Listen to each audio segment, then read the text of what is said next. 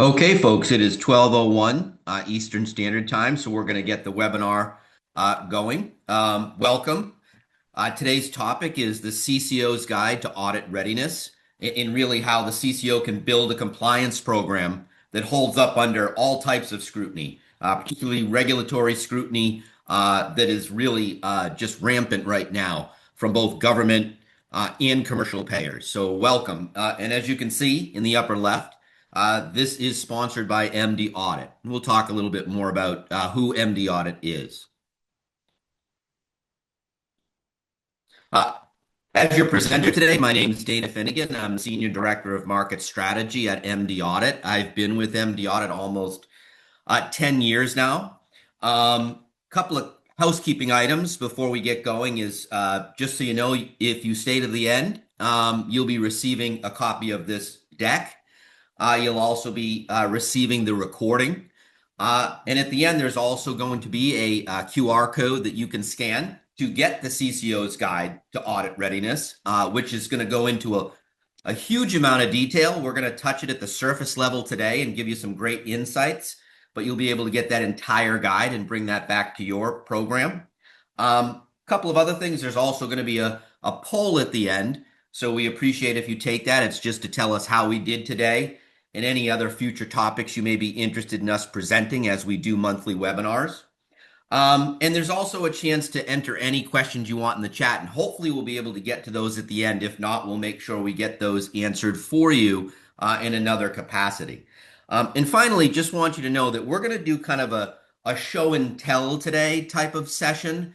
We're going to do the tell first and then the show, meaning we're going to give you a lot of insights we see from CCOs in our MDaudit community and what they're dealing with and how they're dealing with it, both from a technology perspective and just a personal perspective. And then we're going to show you within our MDaudit platform a lot of the capabilities and technology that supports the CCOs in our community. And others, we know there's a lot more folks here than just MDaudit clients, so welcome to those new folks as well. I want to talk a little bit about who MDaudit is, because I've had the pleasure over many, many years getting a chance to talk to CCOs on a weekly basis in their auditing staffs as well. A lot of this comes from their insights and what they're dealing with and struggling with, and also becoming very successful with in running their programs.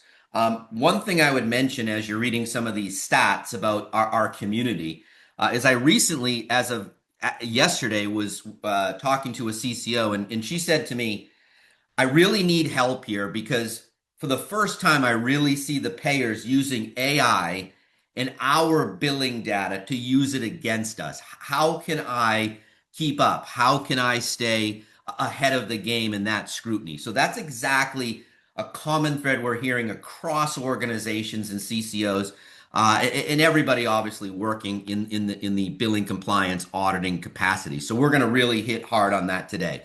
As you can see, MDaudit has over 30 years of experience in compliance and revenue cycle. We're in almost all 50 states. There's over 1.2 million providers being audited on our platform, close to 5,000 facilities. So a lot of what we're going to present today isn't just us as a vendor trying to tell you stuff. We are really in the foxholes with the CCOs, in all those folks, in learning this information, and want to kind of provide it to you as well. So one last thing I'll say about MDaudit is we do have revenue and compliance solutions that cross the entire continuum of the revenue cycle, front, middle, and back. If you want to learn more about that, please come to us. Again, we're helping folks not only bill compliantly, but maximize revenues. And again, in a nationwide footprint, we'd be happy to help those that are not yet in our MDaudit community. But let's get into the meat of things right now. Really what we're going to do as part of that CCO's Guide to Audit Readiness, we want to go through 8 things every compliance leader needs right now. And when we say needs, it's from a technology perspective, what technology is needed so you can fight that scrutiny and end up at the top of the hill on the other side from that payer scrutiny, but also from a data perspective. What data is needed to really have a very strong defensible program?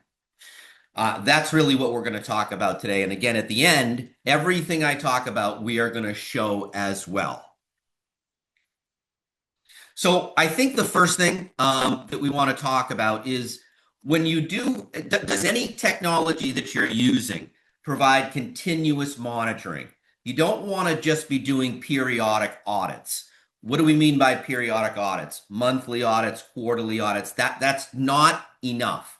We also want to kind of get folks thinking, we want to get you out of that kind of mindset of I just need to audit my providers once a year and educate them once a year, and then do that the following year and the following year. The world for our CCOs has now changed. What you need, and what our CCOs are telling us, is you need continuous monitoring, and that's continuous risk monitoring, meaning you need a platform and technology that on a daily basis can ingest your claims information, your denial information, and that's across facilities, that's across specialties.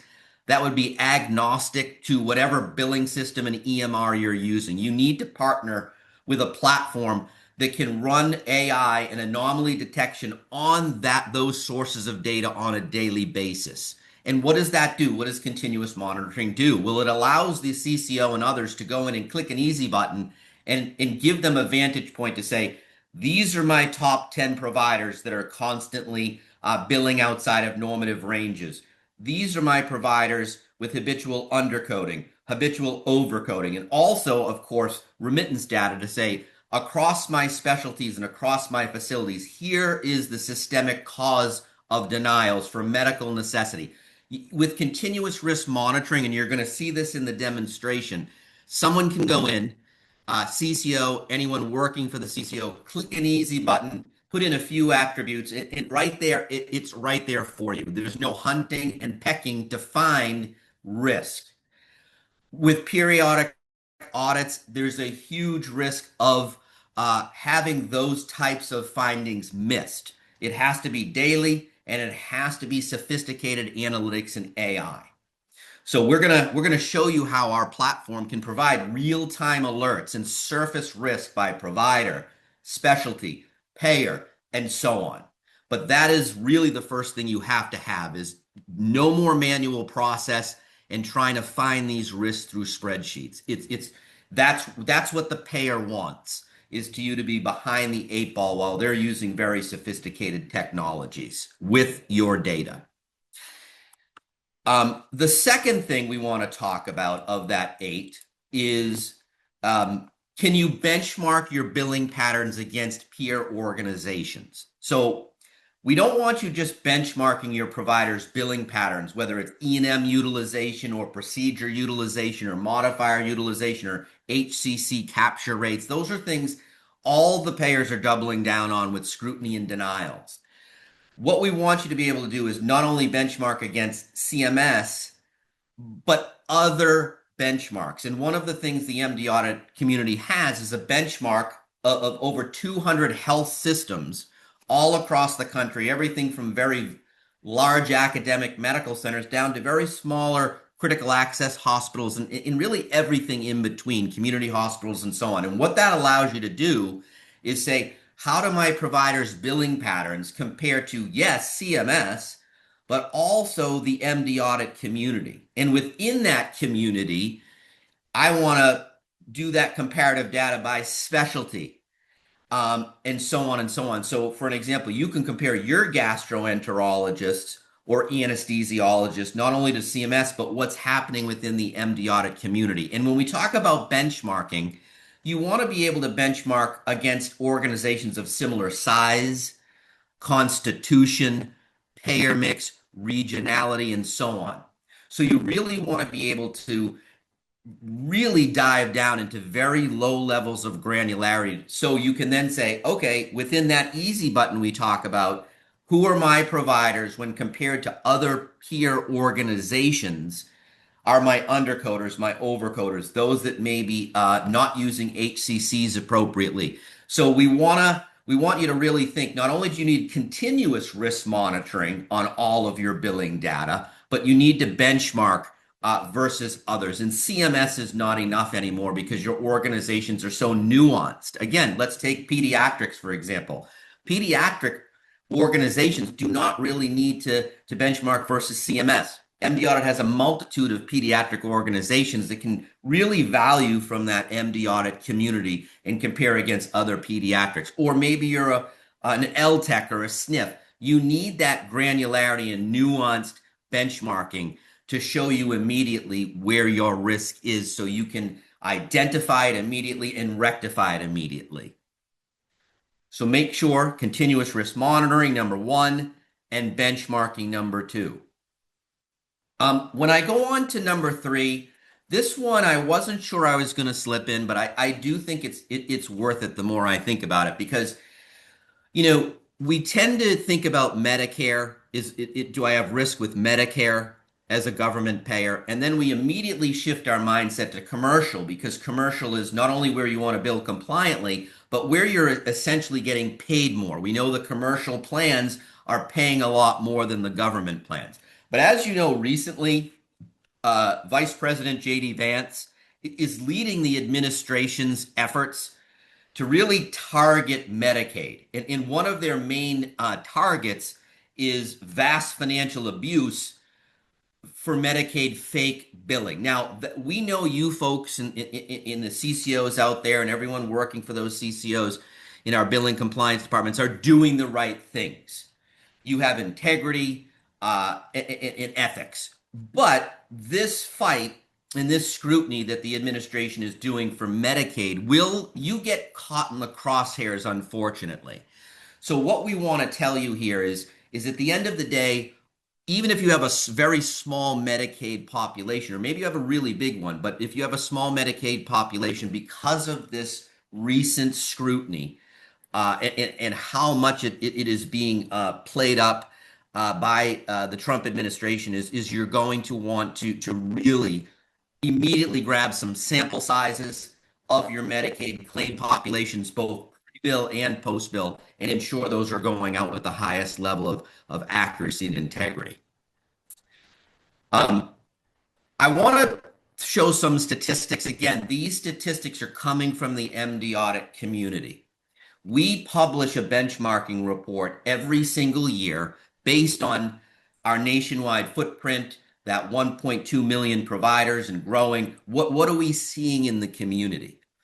And these statistics that you see here are an increase from 2024 to 2025. And the first one is risk-based audits increased 25% in 2025. It was even a larger increase in 2024. What does that mean? That means that compliance officers across the nation are adopting a risk-based approach. And risk-based approach is just what we talked about, continuous risk monitoring that's interrogating your billing and remit data on a daily basis through analytics and AI to help you stay ahead of the game and be 100% more proactive and not being reactive. You're basically putting yourself on an even ground with the payer AI that's being used somewhat against you. And another statistic that came was pre-bill audits on that right-hand side increased 30%. Again, that was about another double increase from 2024 as well. Pre-bill audits, again, we're not maligning anyone that may be having a program of just retrospective audits, but really the combination of risk-based audits and prospective audits, pre-bill audits, doing your audits before those bills go out the door, having dialogue with your coders real time before those go out the door. What that is happening, you can see at the bottom, very, very basic, but organizations that are doing risk-based audits with prospective audits, still blending in retrospective audits, they're reducing denials, significantly reducing days in AR, and they're protecting revenue. And they go to bed at night without as much worry.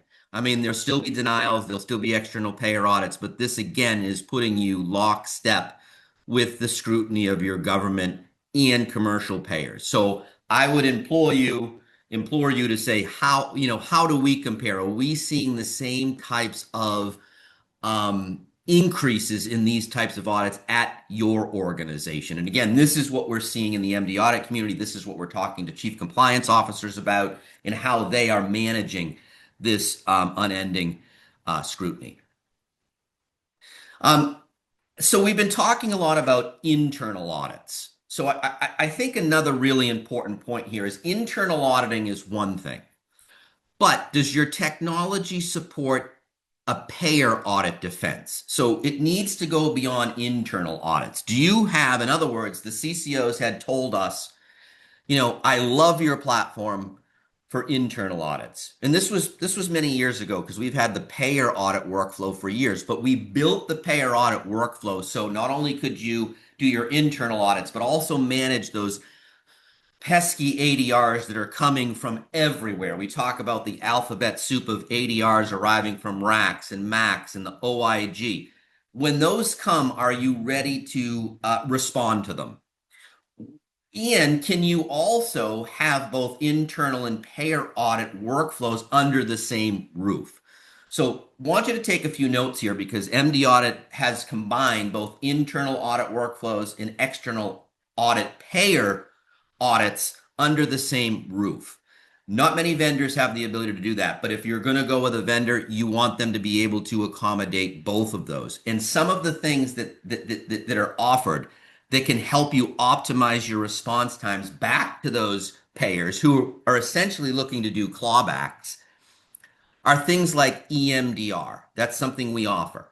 That's where whenever an ADR is cut and sent to you, we know historically those can get lost and not worked on until 2 weeks later until you have to refund money.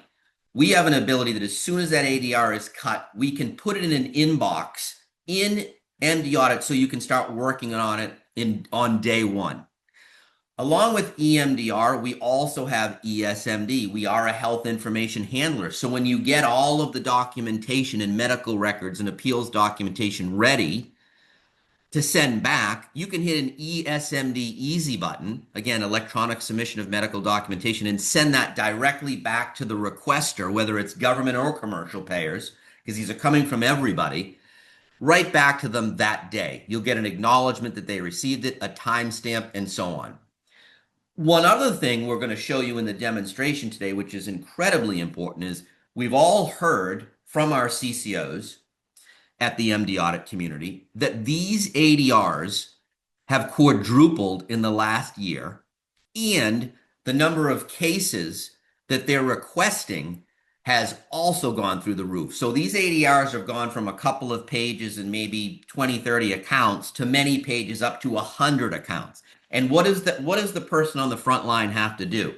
They have to take that information and enter it manually. So if you think about it, by the time you don't have some of this technology that I've mentioned, by the time you get that ADR, it may be a couple of weeks later, and by the time someone enters all of that massive amount of information into the system or into an Excel spreadsheet, weeks have passed, and a lot of that at-risk revenue that you've earned is going to have to be refunded because you're not meeting those filing deadlines. So we're going to get into this again, the show part that I talked about. We're telling now, but the show part will show you some of this that can help you optimize your response times. But again, from the CCO perspective, they said, please give me something where my auditors can work on internal audits and educate their physicians and coders, but also something to help me defend hard-earned revenue.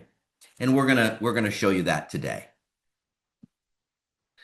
Number 5, this is something that a few years ago, when we were showing our platform, people said, love your platform, but the CCOs would tell us, you have to integrate with our clinical and billing systems.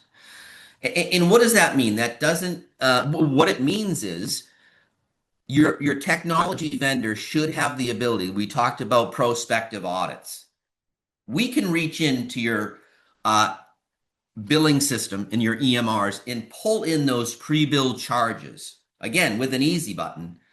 So you can make sure that you're auditing on a pre-bill basis. And again, having that dialogue with coders on a pre-bill basis. So stuff going out the door, those claims going out the door will not deny, and you'll have much higher first pass pay rates, less days in AR, and all of that. That's one thing. The second thing is we talked about external payer audits. What's the biggest headache with an external payer audit, or one of them? It's gathering the medical records. A lot of folks have to do that manually and then mail or fax them. We at MDaudit have direct integration with the EHR. So you'll see it today, easy button, suck in those medical records immediately through that integration, and then send them out immediately through that ESMD we talked about. A third thing that you're going to want your platform to do, and that MDaudit does, and we did this much based on the insights and feedback from CCOs that saw our platform, was outbound APIs back into the host system. So you're working in MDaudit, and all of those audit findings that you have in everything, the underpayments and overpayments and rebills that you may have to do, all of that stuff that keeps you compliant has to go from MDaudit back into the host system. And that's what an outbound API is. So those three things, there's more, but those three things are critical. Every CCO we've met with says, these are the things I need to protect my revenues and to bill compliantly and have that fed back into the host system. So make sure that your technology platform can do the same thing. Now, another thing about integration is we know not all of you are on one EMR or one billing system. You could have 10 different EMRs and billing systems across regions, across facilities, whatever. That should not be a problem for your vendor. MDaudit has the ability, and I'm not going to go into the technical underpinnings of this, but we can take copies of your claims and remits back into our system on a daily basis. So as long as those various EMRs and billing systems are producing ANSI standard claims, 837Is, 837Ps, what we think of as the UB04s or 1500s, it doesn't matter. You could have 10 different EMRs and billing systems. So advanced vendors should be able to integrate with your existing systems. And that is something that we have really doubled down on to really meet the feedback and expectations of the folks that we're working with in our community. This here, it seems really basic, but you're going to want a vendor that is a long-term strategic partner. I'm not going to spend so much time here because we want to get in and show you some stuff that we talked about.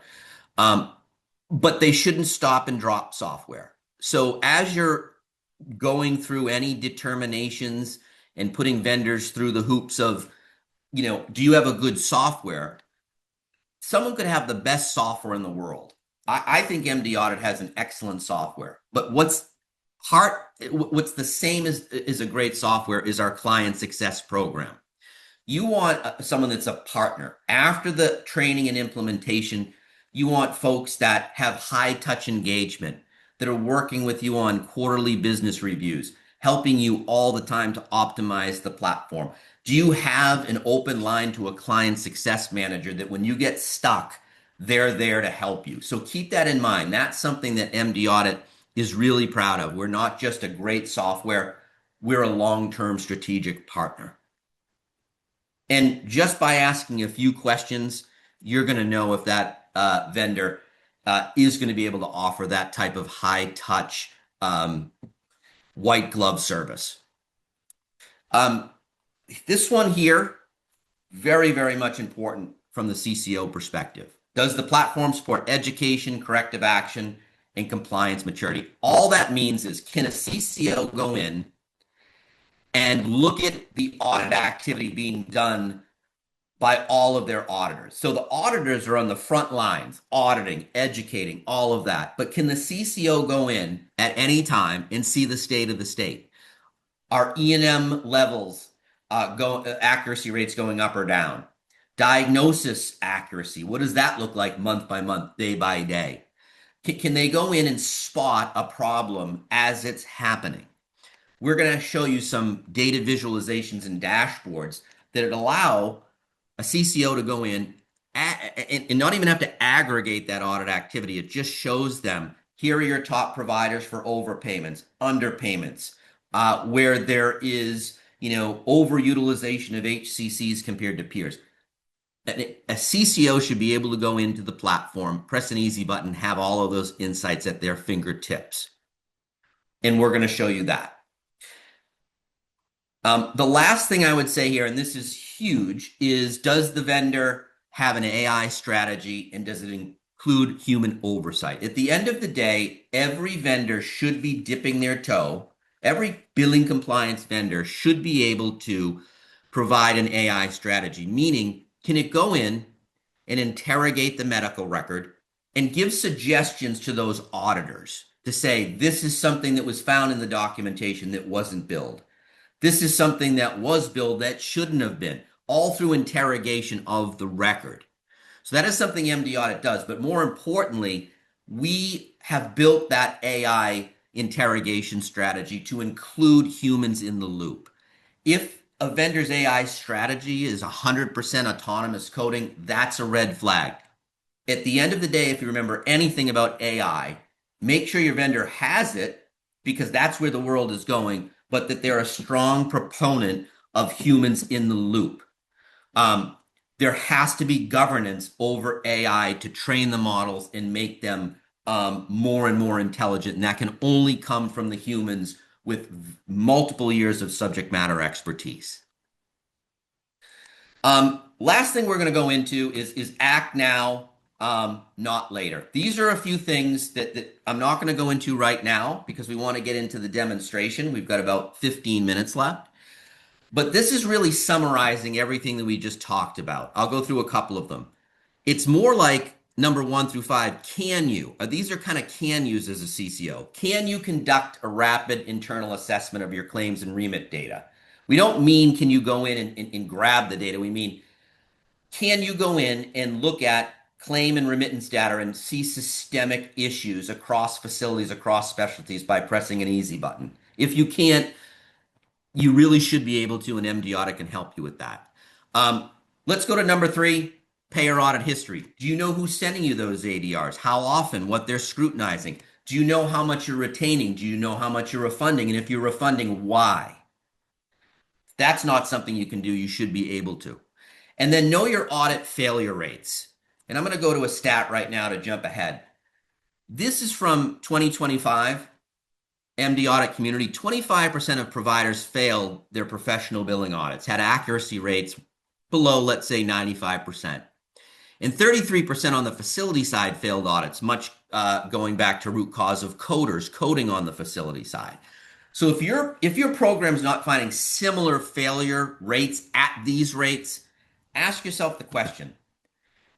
It's not whether the risk may be absent, it's whether your detection capabilities can surface this. Because the MDaudit community is very big, it's very nuanced, and there's a lot of great education going on, but we're still seeing some of these failure rates, and these are being surfaced by continuous risk monitoring. So I would have you go back to your program if you're not part of the MDaudit community and say, what are my rates look like? If they're at 10%, 3%, 5%, this could be a huge sign that the detection capability is not sensitive enough. So what I want to go into right now, folks, and you'll get the rest of this deck, is a demonstration. And we're going to start off with Auditor Assist. Auditor Assist is MDaudit's foray into us using AI to interrogate the medical record and help the auditors become a heck of a lot more confident, a heck of a lot more efficient and productive. And we're going to show you that right now. This is really our AI strategy that I was talking about, where humans are always in the loop. Now, a lot of our customers are going to get really excited about this. So I want you to feel free to contact your client success contact. They can tell you all about Auditor Assist. This is brand new. We're really excited about it. But what Auditor Assist does is this is where our platform's pulled in a couple of claims. But I'm going to go into this claim here. And what I'm going to do is run Auditor Assist. And what Auditor Assist does, and this is also going to speak to EHR integration. Two of the things we talked about was AI and EHR integration. This is going to cover both. This is the show section. So I'm going to click that. And I'm going to go to EHR preview because for this claim, I need to bring in the operative note so the AI can interrogate it and provide me those suggestions we talked about. So I'm going to hit EHR preview. And that right there has direct integration with the EMR. Where I should be transparent. I forgot to say this. We are starting with Epic. And we are moving on to others. But right now we have direct integration with Epic. So all you have to do is hit that easy button and the system is going to suck that into MDaudit for you. And you'll see that right now it's been loaded, the operative note. And right now I can run Auditor Assist. And what Auditor Assist is going to do is you can see here it's evaluating the claim and the record. And when recommendations have been generated, the Auditor Assist icon will appear yellow. So we're going to do that, and you can see right there. I didn't mention that before. It wasn't there. Auditor Assist has run and recommendations have been created. So let's go into that claim and tell you really what's been done here. So this is the claim that was billed. These two diagnosis codes in this CPT. But when I ran Auditor Assist and used that EHR integration, Auditor Assist went in, interrogated that record, and is giving me feedback. Now, again, auditor is still the decision maker. You're the human in the loop. You're the expert. But it's telling me something like, hey, this Z9109, no evidence was found in the medical record to support this code. If you remember, that is right here. But Auditor Assist has gone through the record, which is right here on the right, and said, we don't see any evidence found. So what you can do here is if you do that review of the record and you agree, let's say we agree with this, we're going to agree because we didn't find it anywhere in the record. This one is telling me that this L30.9 should be retained. You remember L30.9 was right here. It should be retained. It was found in the medical record. And I can find where it was, and there it is. So I'm going to agree with that. This one here points out a couple of other things that should be added. These are diagnosis codes that weren't on the original billing of that claim, but they've been found in the documentation. Let's look for that history and physical right there. And I'm also seeing this unspecified asthma, so on and so on, and that is in the record as well documented in the record. So I'm going to go and give these a thumbs up because they should really be in the record, or they really should have been billed on this claim. Now, another really cool thing, remember this is all AI, if for some reason I disagree with any of this, I can come in as an auditor, a subject matter expert, and give feedback. Like the added code should not have been added to the case, so the documentation supports a different code. Whatever it is, I can give that feedback, put in comments, and when I save that, the system, the AI looks at all of those comments across auditors, across thousands of audits, and gets smarter. But what we want you to take away from this is you'll be able to see what was billed on this claim. But instead of having to do this all on your own, you can use Auditor Assist now, that will interrogate this record and give you suggestions on what it is finding to help you. What does that result in? Efficiency, productivity, better compliant billing, maximize revenues, and keeping a human in the loop. So AI strategy is not replacing anyone. It's making you more productive and efficient and giving you that EHR integration as well. So again, I've only done this at 100,000 foot level, but please reach out to your client success folks. We are starting on the professional billing side with this. We're at incredibly high rates for diagnosis codes. And we're going to be moving on to inpatient and outpatient very soon. We're really excited about this. and we're always going to keep you in the loop. And this is what CCOs had asked of us. They said, we have incredible staffs, but they're overwhelmed. There's 1,000 providers. We need to audit them. We need to find risk, but we need help. We need AI to help us with this, but not replace my wonderful staff. So that's exactly what this is today. And we're happy to go into this in a lot more detail if you come and see us. So reach out to your client success manager. And if you're not within the MDaudit community, reach out to us. We'd love to talk to you about this. So that knocks off the show portion of EHR integration and Auditor Assist. What I want to go into now is risk analytics and continuous monitoring. And I'm just going to do this on the E&M side. We do this for the Pepper report, the facility side, but I want to show you what continuous risk monitoring and benchmarking can do.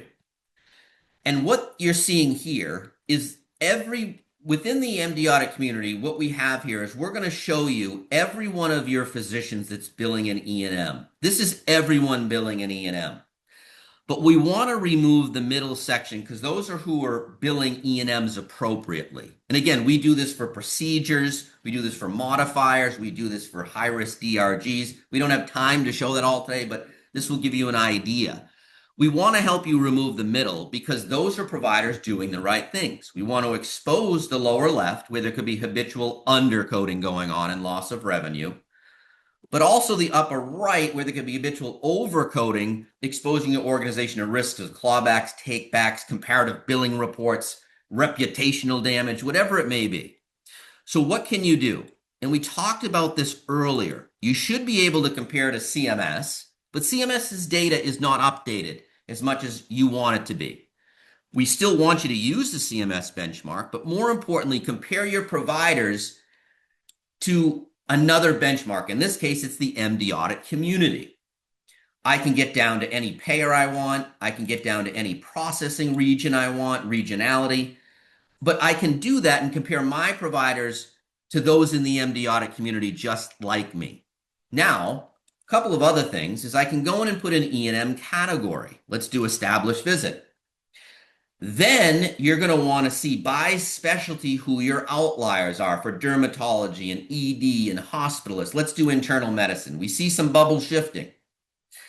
Then I'm going to go in and put a subspecialty, a more granular specialty. It could be cardio, gastro, whatever I want. I'll do gastro. And what we've done here now is within just a few easy button clicks, we've shown you that for your gastroenterologists, compared to the gastroenterologist in the MDaudit community of similar size and constitution to you, you've got two outliers, one for undercoding and one for overcoding.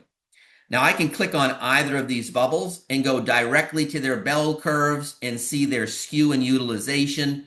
We won't go into all of this today, but again, what we want you to be able to see is we've had CCOs telling us we have wonderful staffs. Again, I'm repeating the story, but their bandwidth is limited.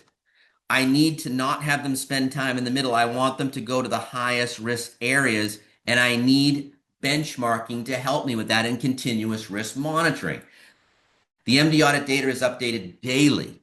CMS is not daily. It's very stagnant at times. And we also offer, just as an FYI, a pediatric cohort because we know a lot of folks serve pediatric populations and you need a pediatric cohort as well. So that's what we mean by continuous risk monitoring and immediate anomaly detection.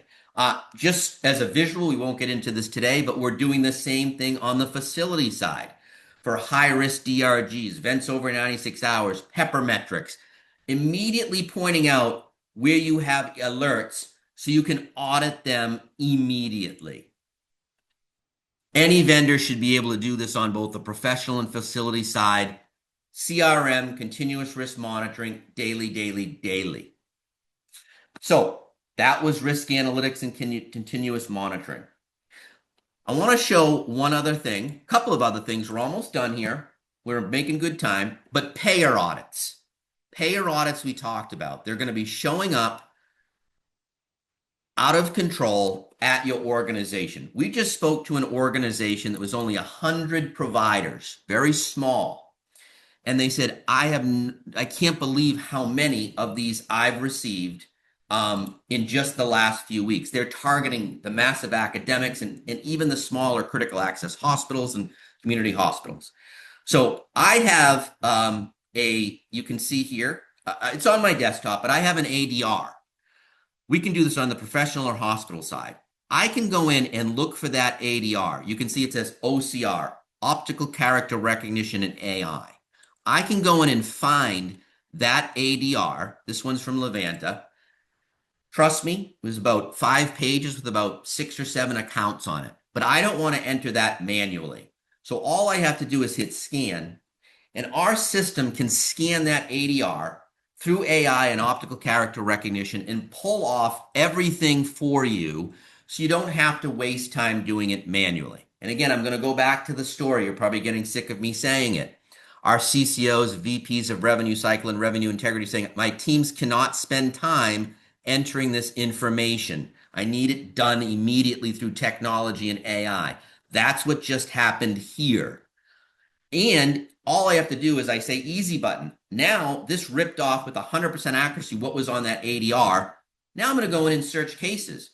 And this is going to match up what was on that ADR with the claim and remittance information that resides in our system on a daily basis. So now you've got not only what was on that ADR, but the admit date, the discharge date.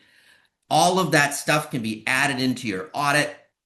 So you're in, essentially, you can see here, with an easy button, you're in round one fighting the RAC or the MAC or the Aetna Cigna, but all of this information from left to right, including the charges and that payment that's at risk, is done for you, and you can start sending information back immediately on day one. Again, equates to retaining more revenue, refunding less. Last thing I'm going to show, which I think is going to be really pleased the CCO audience, is we have a whole group. Again, the biggest thing our CCOs told us was our auditors are going to be doing hundreds of audits across specialties, across facilities.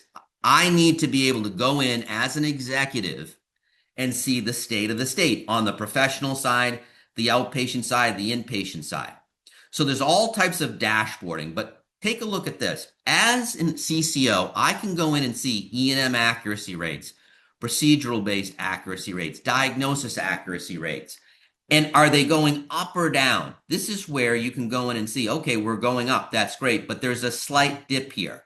If I'm a CCO, I don't have time to research why there's a dip in E&M accuracy or procedural-based accuracy. So I'm going to click on those 2 points and run AI to tell me the providers or coders, whatever it may be, maybe you're on the inpatient side, responsible for that dip in accuracy. And it's going to run AI, and very easy, I can go in and click and see of my 118 providers, and maybe you have 1,018 providers, here are the 18 that caused that 3% dip. 3% may not seem a lot. It's a big deal with revenue and billing compliantly, and I've now isolated, of those 18, the 3 causing the biggest issue, Dr. Smith, Dr. Finnegan, and so on. And I can even further analyze that individual provider. So as a CCO, you should have high-level viewpoints. And if we get really granular, maybe the CCO wants to do some more research based on that audit activity. There's even granular dashboards for that.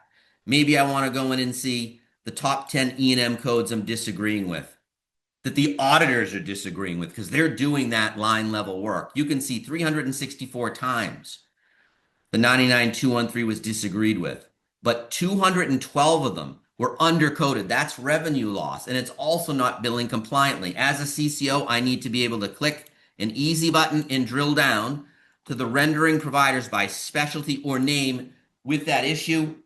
It's going to aggregate all of that audit data and tell you there's Dr. Smith needs to be educated immediately. So again, visibility for not only the auditors, but the executives like the CCOs and VPs of compliance to see the state of the state. And that, again, is across professional, hospital, outpatient, and hospital inpatient. Remember, easy button, easy button, easy button. Your vendor should be able to provide that. So, folks, we are at time. I wish I could show you more. There's a lot more to show. but we want to let you get back to your days. We appreciate you joining us. What we're going to ask you to do now, if you have time, is Joy is going to throw up a poll just to tell us how we did today, other things you'd like to see. But again, you're going to get a copy of this deck, the recording, and the CCO's guide to audit readiness. If you're a CCO, welcome. Thank you for joining. And if you're not, please provide this guide to your CCO. We really feel like it can offer a lot of value to your organization. If you're an MDaudit customer, glad to see you. Thank you for your support. And if you're not, please feel free to contact us. We'd be happy to provide even more insights to help your program. Thanks again for your time, folks, and hopefully we'll see you next month for our next webinar as we do these every month based on your feedback.